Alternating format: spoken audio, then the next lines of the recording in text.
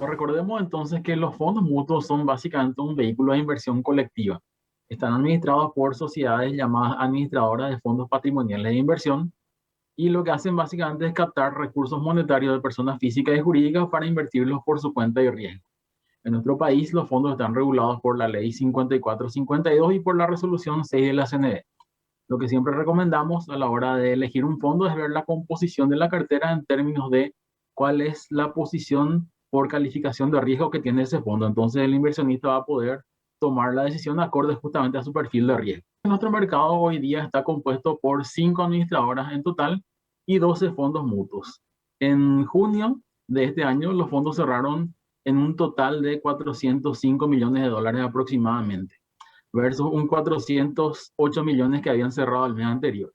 En términos de moneda, ¿verdad? Si separamos un poco por moneda, vemos que los fondos en guaraníes continuaron con su descenso que ya había arrancado posterior a un pico que tuvieron en el mes de abril de este año.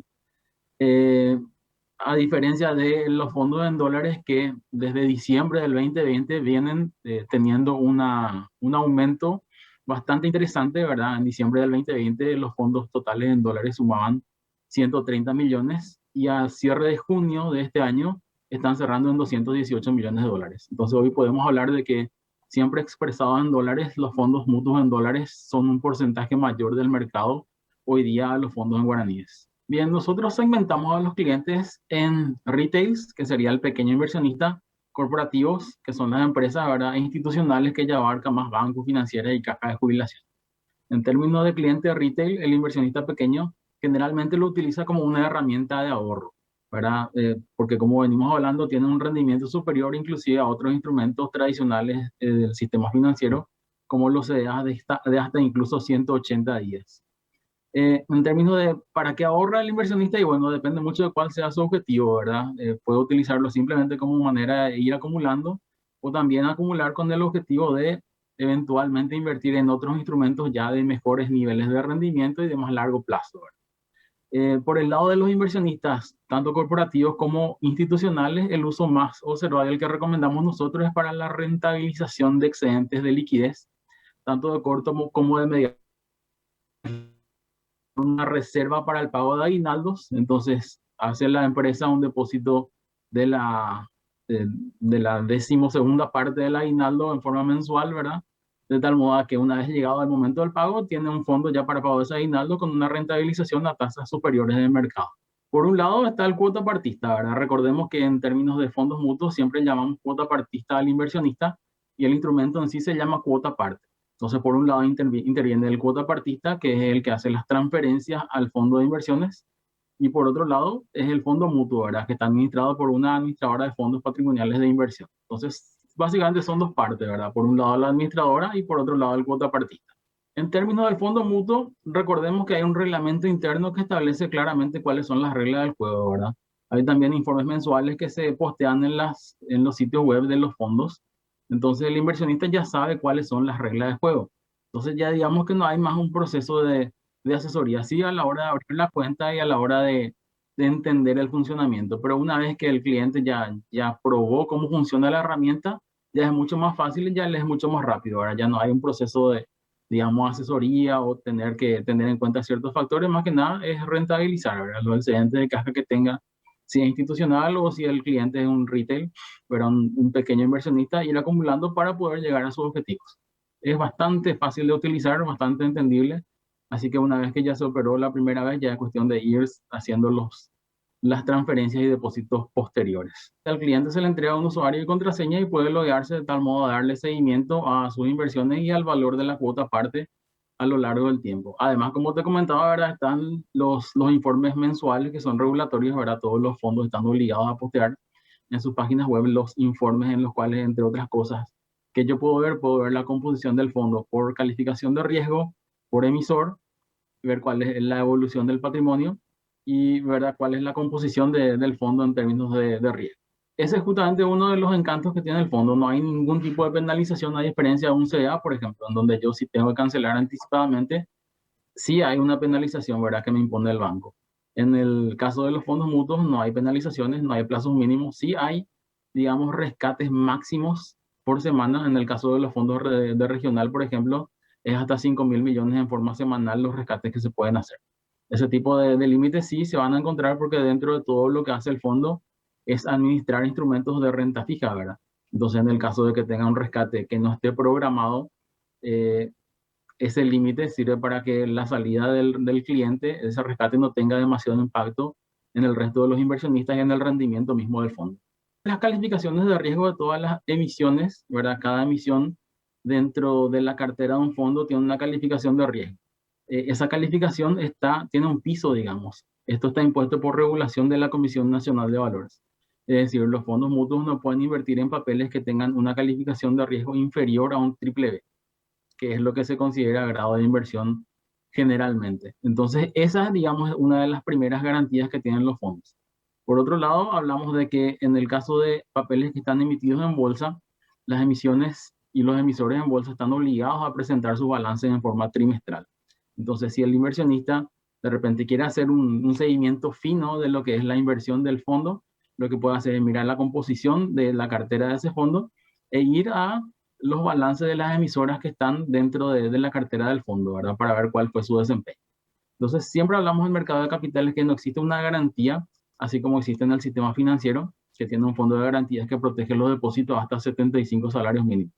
No obstante, el mercado de capitales, que es en el cual invierten los fondos mutuos, tiene la garantía en el sentido de que provee la mayor cantidad de información posible al mercado y al inversionista en la forma de los balances que las emisoras están obligadas a presentar y las calificaciones de riesgo que también están obligadas a hacer para emisiones que sean de un valor mayor a $1.000.000 o su equivalente en guaraníes. La cartera, obviamente, de un fondo en dólares está compuesta por instrumentos que están denominados en dólares y viceversa.